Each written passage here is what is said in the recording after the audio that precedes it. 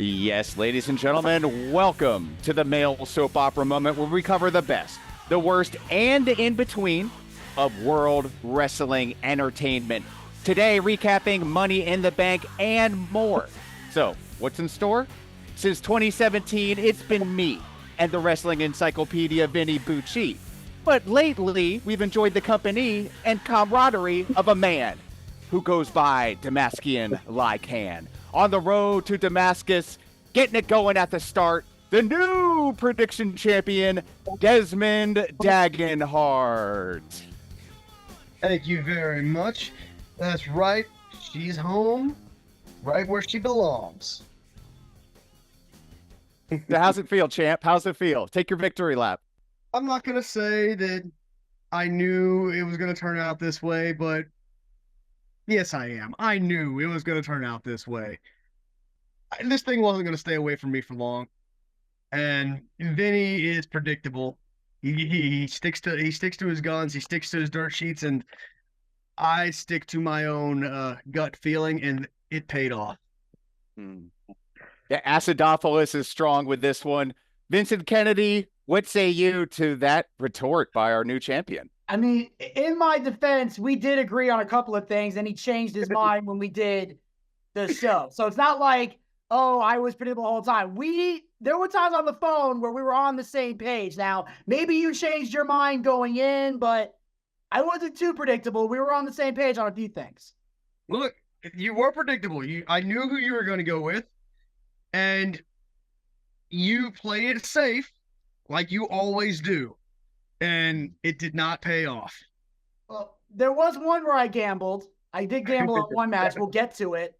But I gambled on it just so we could have a definitive winner. So I have rolled the dice a few times. Yeah. And you did take some chances, and definitely the Ones Worldians appreciate you going out on a limb. We are going to get to every single match, but we've also seen some things as of late. We saw the retirement announcement of one of the most decorated WWE superstars in Toronto on Monday Night Raw. We're going to get to that. And in case you missed it, we're going to talk about who it is. Pull the covers off. It's John Cena. Yeah. So we know for sure that will be his last WrestleMania. We can definitely expect to see what he did say, 35 to 40 shows that year, right? So we'll have a chance to go cheer or boo. He appreciates all of it. That's one of the things I love about it. We're not going to waste time on our feelings about John Cena. There's a lot I don't like about John Cena, but we won't waste your time with that. Let's get to it. This first match that we're going to cover set the stage for what we saw later on. I know some feelings were hurt on the show. We exchanged some text messages. Men's Money in the Bank ladder match. A little foreshadowing. The first ladder erected in the match by that competitor was also the guy who won the match. Interesting trend. I'm going to have to go back to all the years past and see if, in this case, Drew McIntyre, the first one to set up a ladder and climb it, also the winner. Booch, I understand your feelings about this. I understand, Desmond, how you feel about the cash-in ratio. Again, nowhere near as quality as the 100% conversion rate on the women's side. And they blew their load on the same night. They didn't even milk the storyline, which is what I thought they were going to do if Drew would capture the contract, which he did. But they went about it, in my opinion, not 100% the best way, but it's not about me. It's about you guys. So tell us what you think.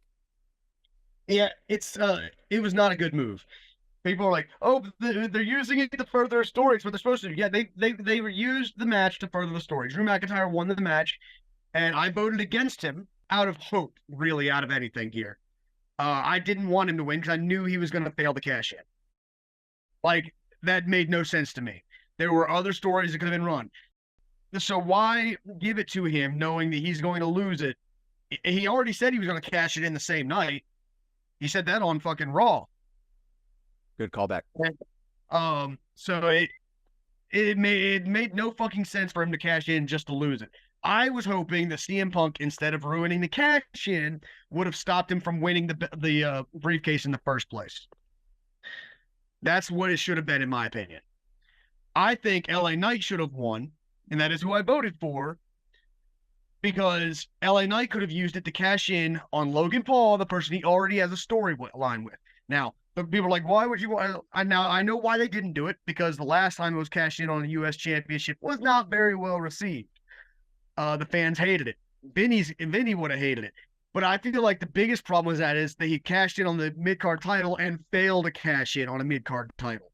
I think that LA Knight could have used it to force Logan Paul to defend his championship when Logan obviously says he doesn't deserve it. And then they could have had that match at SummerSlam. And then that would have been how you pass off the U.S. championship to LA Knight. It would have made good use of the briefcase, and we wouldn't have had another failed cash in. Those words are true. They cut. And I think a lot of the universe agrees that probably happy that I got my unofficial prediction correct. But the WWE blew it. Booch, what say you? This was an incredibly stupid decision, and it completely killed the match. Like, I picked Carmelo Hayes. That was my gamble in this one. And I felt like because, A, he's a heel, and as we mentioned before, heels do well with the Money in the Bank. He is definitely a guy you could build to be a future world champion, which is what the Money in the Bank should be used for. Everybody talks about the Drew McIntyre thing further in the story. I don't think anyone here is going to disagree with me when I say Drew McIntyre did not need a briefcase to further this story. He didn't need to win it, didn't need to cash it in, didn't need a goddamn thing. This story was already being told. Also, Des brought this up when we were watching it, and I 100% agree with this. Drew McIntyre does not need a briefcase to get a world title shot. He is up there high enough on the card. He can get this world title shot anytime he wants. They can build a story with it. There's no logical reason to give this belt to Drew. There's nothing. Whoever suggested it in the creative meeting should have been fired.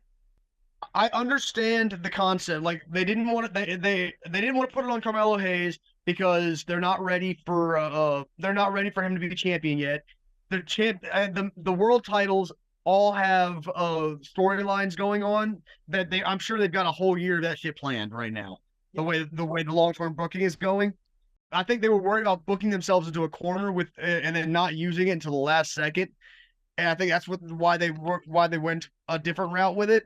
But they didn't want to put it on give it to LA Knight because of how badly received it was cashing in on a mid-card title the last time. But at least that to me would have furthered the story, that it made sense to help further the story.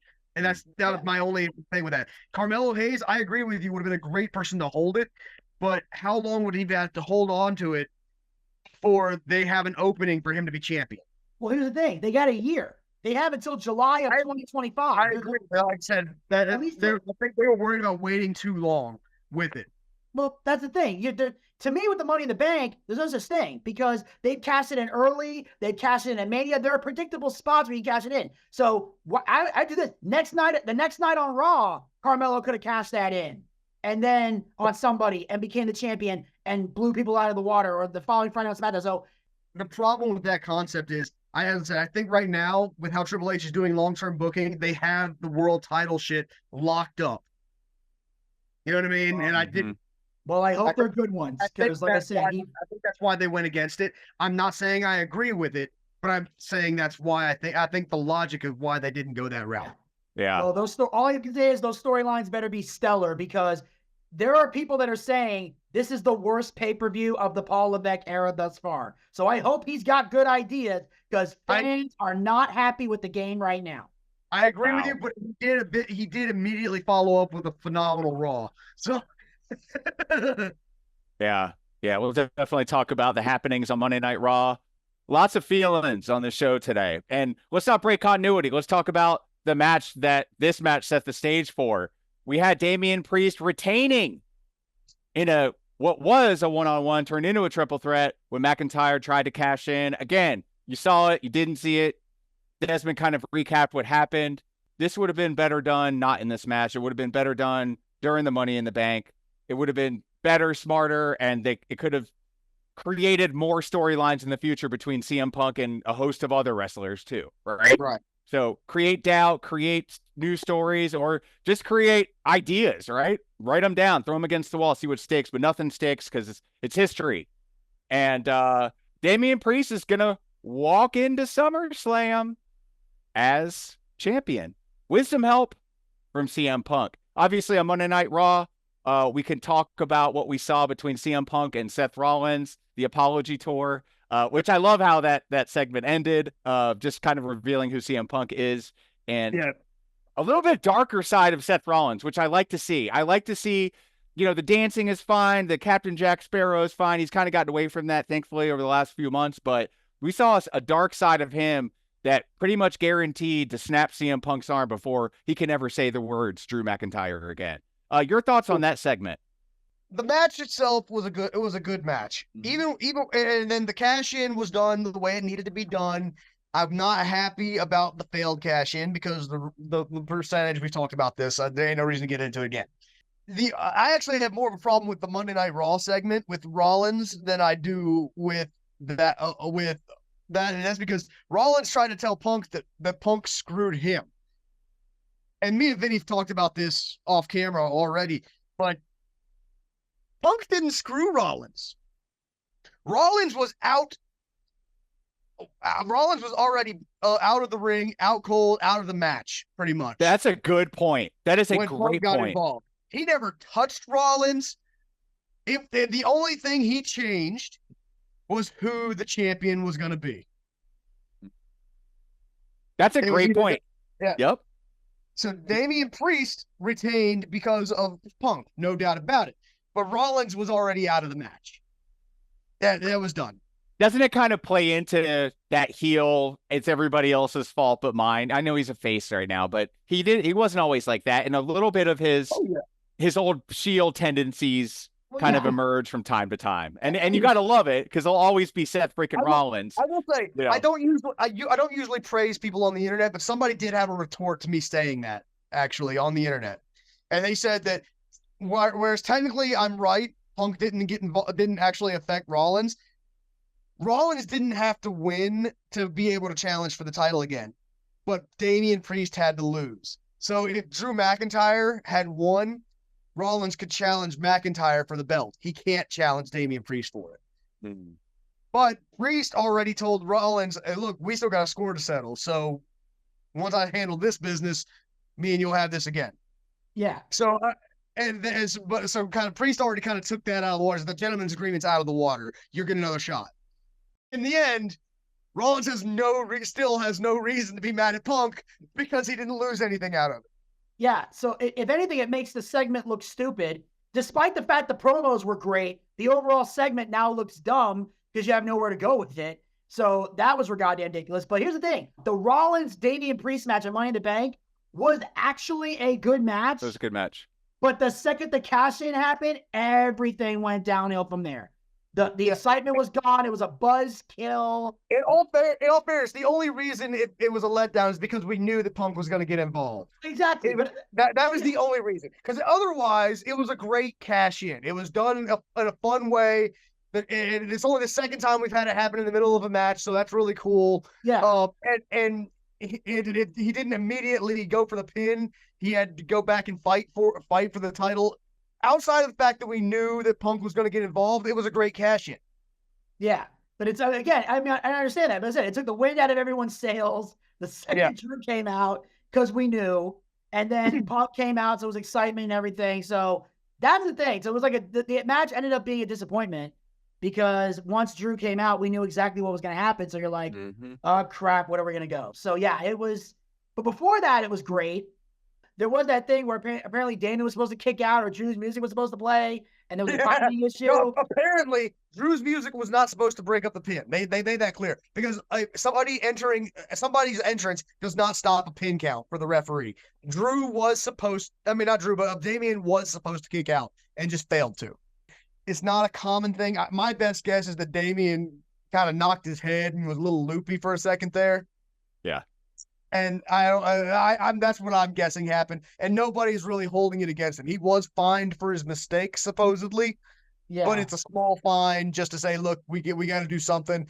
But nobody, like, management's not mad at him. It's just it's one of those, it happened. We're getting past it. Yeah, it actually reminds me of like a No Way Out when The Rock and Kurt Angle were fighting for the titles when The Rock won the belt back at WrestleMania 17. The Rock hit Kurt with a rock bottom. That was supposed to be the finish. But Earl Hebner didn't know, and he just stopped counting after 2. Yeah. and nobody kicked out. And Kurt said in his book, he read in his book, he's like, what the fuck are we gonna do? He doesn't know what happened. But thankfully, The Rock knew how to improv out of it. So he just picks Kurt Angle again, hits the Rock bottom, goes to the cover, and you can't see it, but he looks like Earl Hebner, and he literally says, "Count the fucking fall." And then Earl Hebner goes 1, 2, 3. That's how Hebnerites. You can't trust them. We got to move forward. We only have like a few minutes because people got to make dinner, right? We got families to feed around here. So let's get to the fairer sex and how they have 100% conversion rate with their briefcase contracts. I got to say, we all saw it was Tiffy time. I think all of us get her correct, right? Oh yeah. Okay. This was never going to be in the factoring of the points. But I gotta say, though she won, I thought Zoe Stark was the shining star of the match. She gave bumps, she took bumps. That girl is strong, and I can't wait to see what's next. She did, but I would argue that Chelsea Green was also absolutely fucking phenomenal. In this match. Sure. 100%. If there was somebody that rivaled Zoe Stark's prowess, it would be Chelsea Green. She took the most bumps, that's for sure. She took the last bump. Oh God, through that table. That was insane. 2 tables. Yes. Yeah. 2 tables. This match was fucking awesome. Yeah, and they always are, right? The women always do it right. No, here's the thing is, I'm not usually super stoked about the women's matches, especially the more gimmicky ones. Okay?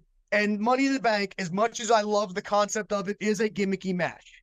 And normally you expect some pretty off the wall kind of, but this turned out phenomenal. The matches were awesome. Chelsea Green starting out by the way she started out, showing like fear of heights, starting to climb up the ladder and be like, and then trying to use the ladder to knock the Money in the Bank. The whole thing was hilarious. It started out jump up to grab it. Yeah, I mean, it was great. And that's what, and she's got tons of charisma. Now, I will say, you were right. Fucking Zoe Stark took some hella spots. That Michinoku driver onto the fucking ladder that was set I thought she was dead. And Io's like backwards. Stood straight up. That was a straight up Dolph Ziggler sell right there. Call back to Dolph. That's right. That was absolutely phenomenal. Yes. That spot was beautiful. And then at the very end, when they got the 2 ladders stood up and Chelsea Green climbed up and was about to win, and you're like, holy shit, Chelsea might actually do this because she's had so many spots. And but we were right. It is Tiffy time. She got up there, knocked that ladder over. Chelsea came off the ladder, took that bump as safely as possible. It was done so beautifully. Everybody was happy about that. Off the ladder from inside the ring, through 2 tables outside of the ring, and she took that spot and is absolutely fine. Yes. That right there is professionalism, showing she knows what she's doing. She had no hesitation. And right now, WWE management is super high on her because she is doing everything the way that everything they need her to do. This is the match of the night.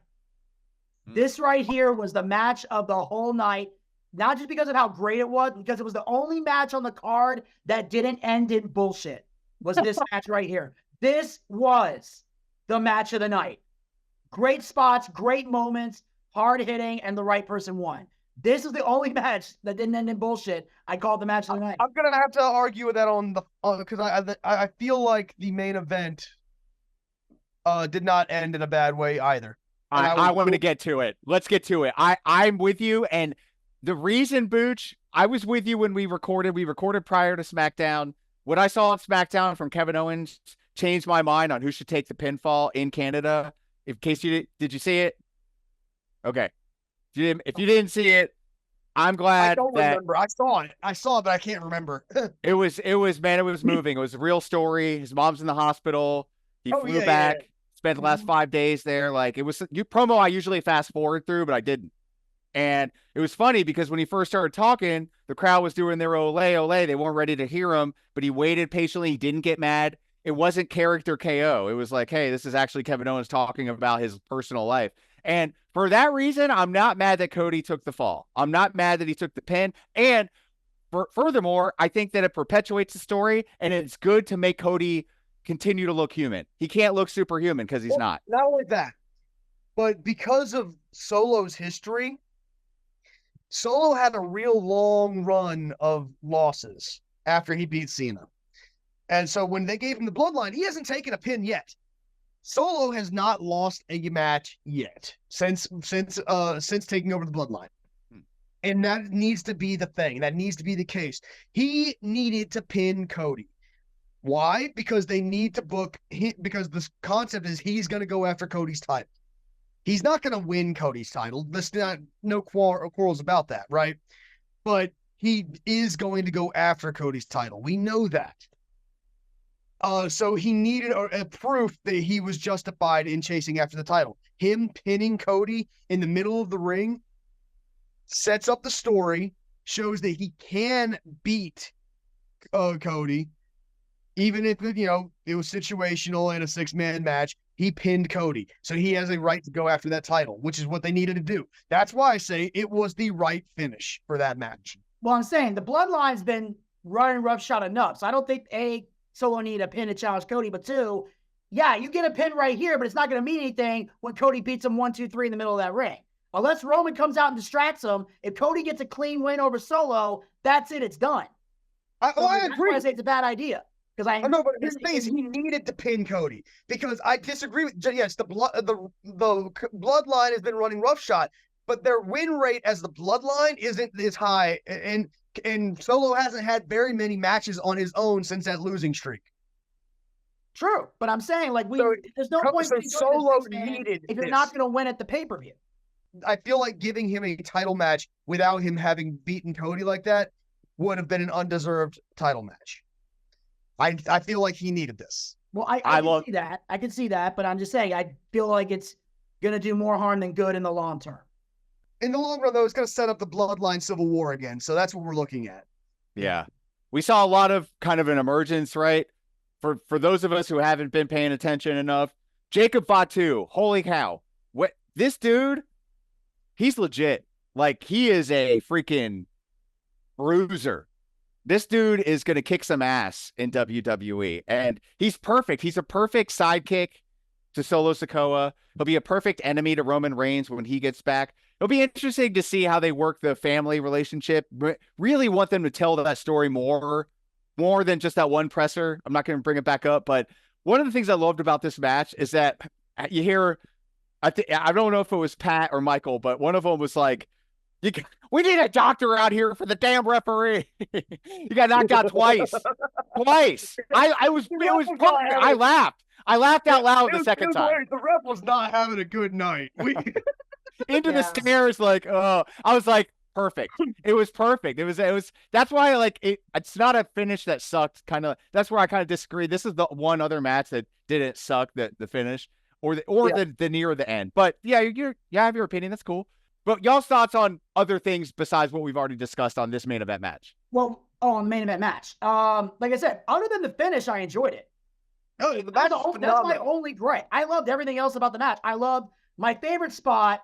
I think Jacob was in this one, where Randy Orton does the DDT, and then he's like hyping up, getting ready for the RKO, but Jacob's already standing up. So when he turns around and goes down, he kind of looks up like, oh shit, he's not on the floor. Yeah. Yeah, that was great. That was beautiful. They definitely hyped up Jacob Fatu in this match. It was his first official match in WWE, and it was done in a way that made him look badass. Nice. Yeah. Last match to discuss, then we can talk about, maybe if we have time, the matches that have been supposedly booked for SummerSlam, the ones that have been booked, and the ones that we think are going to happen inevitably. But Sami Zayn defeating Braun Breaker, didn't have control for the much of the match, and that's how you know he's going to win. Gets the haluva kick last second. Great match, though. I really enjoyed watching Braun Breaker kick some ass. So, legitimately, this is the match that won me the belt. This is the match. Yeah. Because me and Vinny differed on 2 matches. One was the men's Money in the Bank, and neither one of us got it. And then there was this one. And this particular match, I was not happy about it being booked in the first place, because I knew Sammy wasn't going to win, and I felt like Braun did not need a loss. It's too early for him to lose his momentum. But I feel like Monday Night Raw made up for it. He's going to get his rematch, and maybe because it is one of the big 4 pay-per-views, Braun can win the Intercontinental Championship from Sammy at SummerSlam. I think it's going to happen. I feel it. What do you think, Booch? Braun on Monday Night Raw saved himself from a potential burial. which I loved. He cut the promo perfectly and then acknowledged that, okay, you beat me, you got a lucky win. I'm a rookie in my first PLE, whatever. Like he was able to explain it. And now he's saying, now I'm going to beat your ass like a Steiner. He's like, basically he was saying, I took you lightly. Exactly. And I didn't think it was going to be you. Yeah. But he was acting like he was going to give him his props and be a good dude. And then he spears the hell out of him, and it just turns into a beatdown, which is exactly what he needed to do. And it sets up SummerSlam. And now I feel like that saved that match. In the moment, like I said, I wasn't happy about the match being booked in the first place. Yeah. Because I knew Sammy wasn't going to lose in a pay-per-view. And I knew that and Braun didn't need a loss. But this right here to me saved it because it tells us that he's going to win the melt. It's just it just didn't happen then. I didn't take you seriously. Now that I'm gonna take you seriously, your ass belongs to me. So that's usually how heels can get out of situations like that. Like I'll use as an example. It's like when Triple H and Goldberg had a match at Unforgiven and Goldberg won. Triple H came out and said, Goldberg didn't beat me, I beat myself. Because I didn't believe the hype. Well, what Goldberg did was make me a believer. And when we go again, I'm going to take back what is mine. And within a few months, he got the belt back. But that's what I'm saying. So it's kind of like that. I didn't take you seriously. Well, now I know, Sami Zayn, you are someone to take seriously. And now you thought what I did at Money in the Bank was bad. The beating's going to be worse. And he does need to win if they go again because Braun Breaker is ready. Like I said, he's got a couple of years for the world title, but he is ready to be Intercontinental Champion. Yeah, I thought he was ready during this match. We may see Dragunov added at SummerSlam. We don't know. It could be a triple threat to kind of take the heat off of these competitors. I wouldn't mind that because I would like this because it would be one of those things where Dragunov could get pinned and it saves Sammy. Mm-hmm. Yeah. That's exactly what they would probably thinking if he's going there. Real quick. We talked about Zoe Stark earlier. I talked about how I think this is kind of giving her some TV time, giving her some time with the universe for us to digest and see her dominance. Do you think that we are going to see perhaps a title shift at SummerSlam? And is it going to be Baszler and Stark? You mean as far as the tag belts go? Mm-hmm. Possibility. I mean, if Zoe's showcasing, I think Sonya Deville just joined with them. Yep. Not mistaken. Yep. So correct. That could lead to something where Sonya kind of manages them and helps them win the tag belts from. I would like to see the women's championship and Zoe and Shayna have the tag belts. Yeah. Because as much as I'm not a huge fan of Sonya. So as much as I'm not a huge fan of Sonya, she has the charisma to run the microphone, and Shayna and Zoe need that.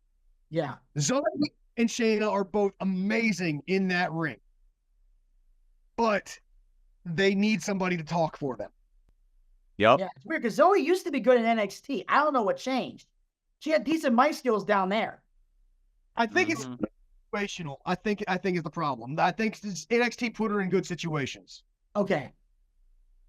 And then, of course, we know for sure that we're going to see the Queen of the Ring, Nia Jax, taking on Bayley at SummerSlam, and Damian Priest and Gunther. Unconfirmed reports, but I kind of think we're going to see Liv Life get her ass kicked by Rhea Ripley.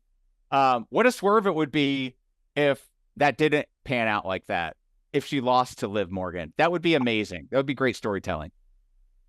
First off, backstage news is showing Rhea Ripley is being talked about as a face behind the scenes. Technically, she's with the Judgment Day, which is a heel faction, but her as an individual is listed on their paperwork as a face. Interesting. And I think what's going to end up happening is at SummerSlam, they're going to have the Rhea versus Liv match, but that's when we're going to see Damian and Rhea kind of get torn away from the Judgment Day. Mm-hmm. Because let's be real here, at this point, everybody who's in the Judgment Day was brought in by Finn Balor. Did you guys see that Easter egg? Speaking of Finn, whatever you say, boss. That quick little promo, that was an Yeah, we Easter were egg. talking about that. Yeah, that's a foreshadowing of a turn from behind, steel chair. Something's gonna happen. Is they're gonna have Dom's gonna be begging Rhea to give him another chance for the next month, and then at SummerSlam he's gonna slide a chair in like he's done in so many matches, but this time he's gonna slide to Liv, and Liv's gonna take advantage and beat Rhea. That's what I can almost guarantee it. For sure. Boots, you had something to say?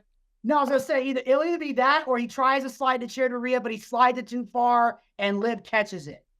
Something like that. And Yeah. Yeah. Or something like that might happen because it's gotta depend on whether they really want to break up Dom and Rhea or not. I think at this point it has to happen. Yeah. How much longer can they keep this thing together in its current status with all the uncertainty, relationship squabbles, the Easter egg drops in the backstage area, the straight up warning, don't get involved in my match. Like it wasn't a, hey guys, I really want to do this on my own. I'm really, playing the hero type. It was a warning. They headed for a face turn, and Rhea is being listed as a face. And let's be real here, the fans treat her as a face anyway. Yeah, Exactly. They do. They really do. So real quick, I know we got places to go, people to cook for, but you mentioned it earlier. LA Knight could have won the briefcase, would have made more sense. He's taken on this is probably where we're going to see Logan Paul. What do you guys think about this match? Do you think that we're going to get a championship swap here? Yes. Oh, and LA Knight needs to win the belt. Absolutely. But and here's if for no other reason, it's because Logan Paul is doing exactly what I was hoping he wouldn't do. He has been a part-time champion. He is not. He's not cutting promos. He's barely doing anything anymore. He has had 2 title defenses in 256 days. Wait, say that one more time for the people in the back. 2 title defenses in 256 days. That sounds a little Brock Lesnar-ish. Wouldn't you say there? Definitely more than it is more. I think it's more than Roman, maybe less. Maybe I think it's more than Roman, maybe less than Brock. Somewhere in the middle there. Shit. And with it being the United States Championship, that belt needed to be elevated. Yep. And he was the guy to do it. We talked about it. When he does compete, though, we can all agree it's awesome. It's a show. In that ring, bell to bell, he is one of the best. And considering he's only had a handful of matches, that is amazing. Yeah, it's a great compliment. Yeah, I mean, I think LA needs to win. The part-time thing doesn't bother me that much, but I will say, regardless, whether Logan Paul is part-time, full-time, or shows up once a year, LA Knight needs the belt regardless because he needs it because it's time to put a belt on him and get him ready to be a world champion at some point down the road. And I feel like at Logan Paul, I like what he's done with the U.S. title, but it's reached its point where it needs to end, and LA Knight needs to be the guy to do it because he needs to be that U.S. champion. It'll benefit him more than Logan Paul, and Logan can win another belt down the road, whether he eventually becomes the world champion or if he gets in a tag team. Maybe Jake Paul jumps in, their tag champs. I don't know. It's really simple. LA Knight needs to be the U.S. champ. Yeah. Yeah, it's going to happen. It may happen. It should happen. But let's see if it happens. But one thing's for sure, we will never, ever leave you without a couple key catchphrases plus one. The first of which is, have a nice day. Bang, bang. Baby's home. Not for long.